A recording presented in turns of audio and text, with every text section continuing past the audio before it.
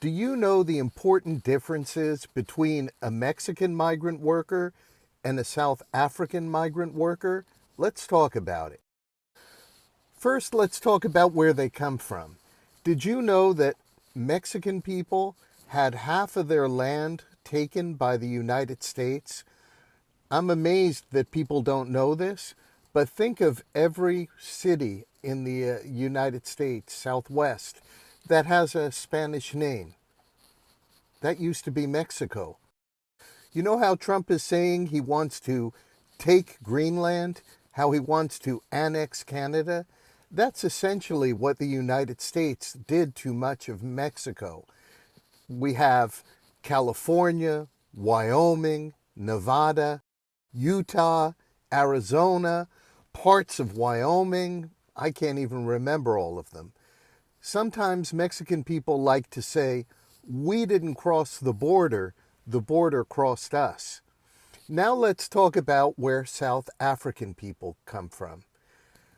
The people who are coming here as migrants were colonizers in South Africa.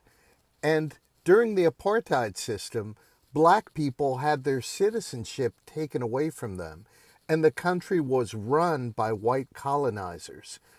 Black people were sent to live in ghettos and Bantustans where they had no legal rights and lived very harsh lives without dignity until there was a revolution and apartheid was overthrown in rather recent history, I think like in the late 80s. Now that white people no longer control South Africa, many of these migrants feel that they want to live somewhere else. And Donald Trump and Elon Musk are here to welcome them. Now let's talk about benefits. You know, like free housing, food, shelter, things like that. Mexican people, Mexican workers, although we see them everywhere, picking our fruits and vegetables, working in restaurants, taking care of our elders, doing construction, doing building, the Mexican laborers have gotten zero free benefits, zero free housing, zero free food stamps, zero free Section 8, because they have been undocumented workers, working here under the radar, not because they wanted to, but because the rich people didn't want to fix the immigration system so they could pay them cheaper. But they did give many of the day laborers Social Security numbers that were not good for anything but helping them to pay taxes into the system here. So yes, they've been paying into the system but not getting any benefits. Now let's talk about the South Africans. They'll be here under refugee status, so they will be entitled to housing, food support, whatever someone on a low income level is entitled to in the state where they live, they will be entitled to it.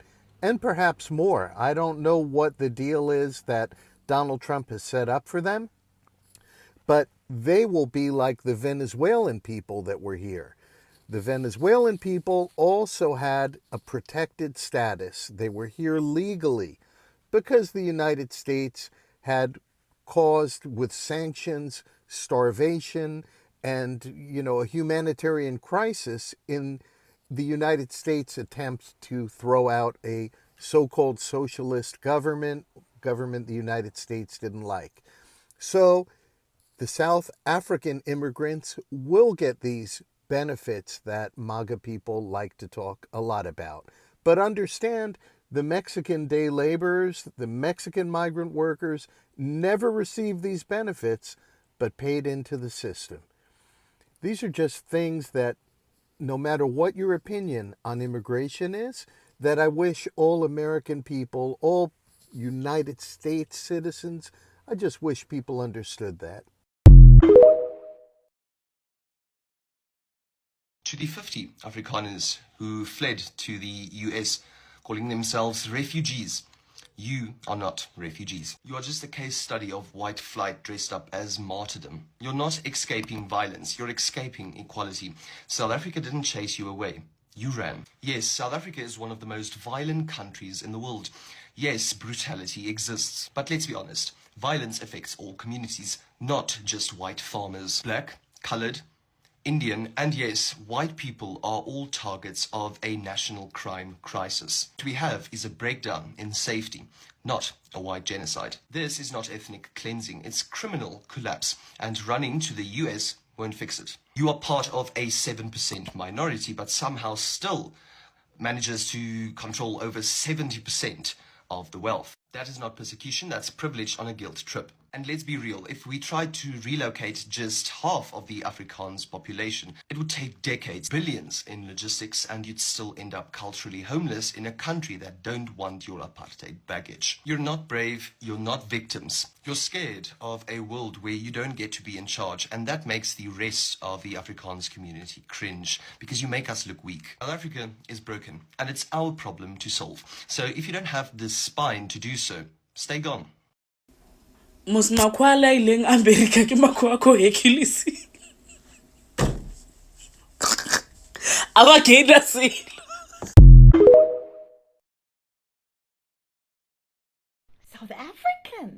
South Africans, you all are naughty. You all are very naughty. How dare you? How dare you call other kids voortrekkers? How dare you? You didn't stop there. You then went ahead and called their long flight to freedom the Great TSEK.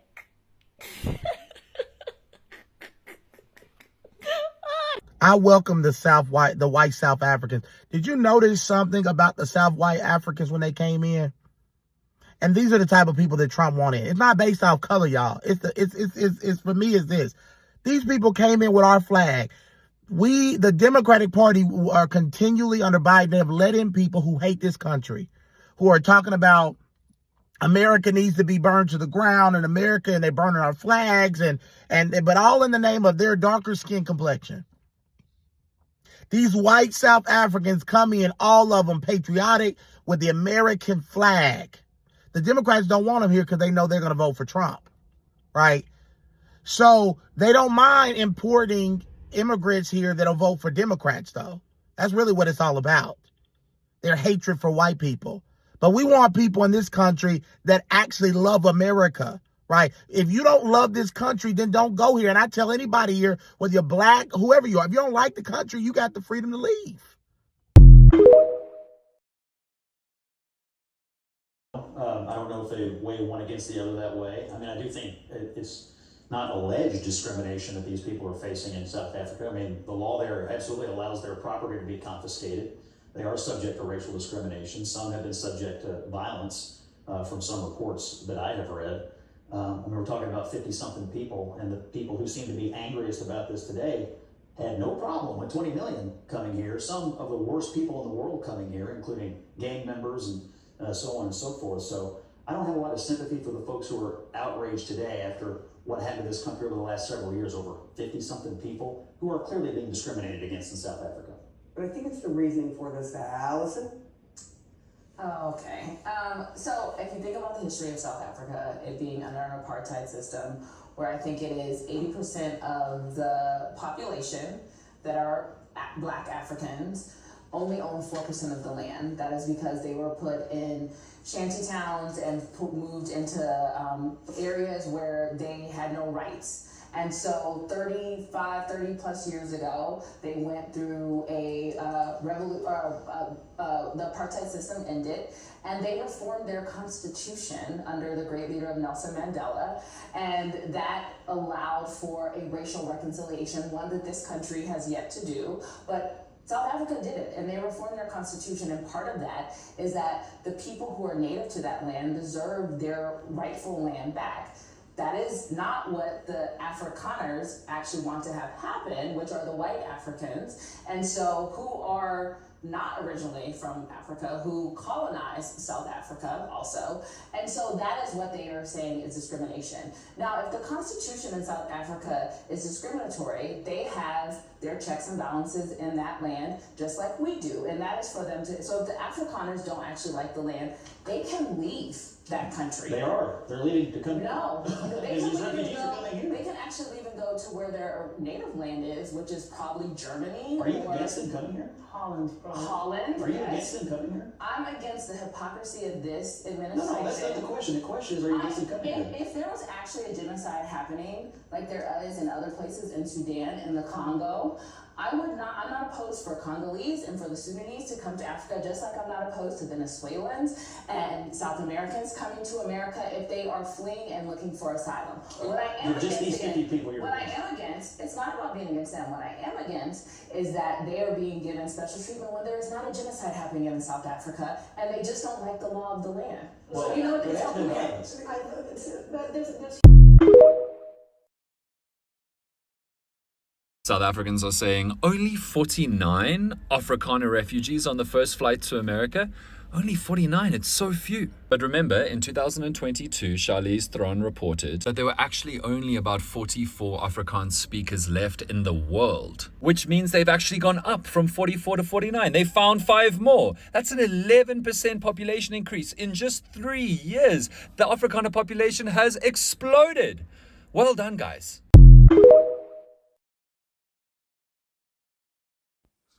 The greatest thing about the Great TSEK is that if you look at social media posts of American TikTokers,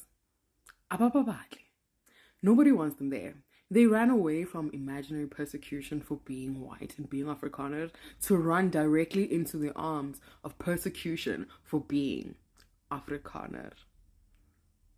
Lovely. I hope they get a reality show on TLC so that we can watch and die of laughter.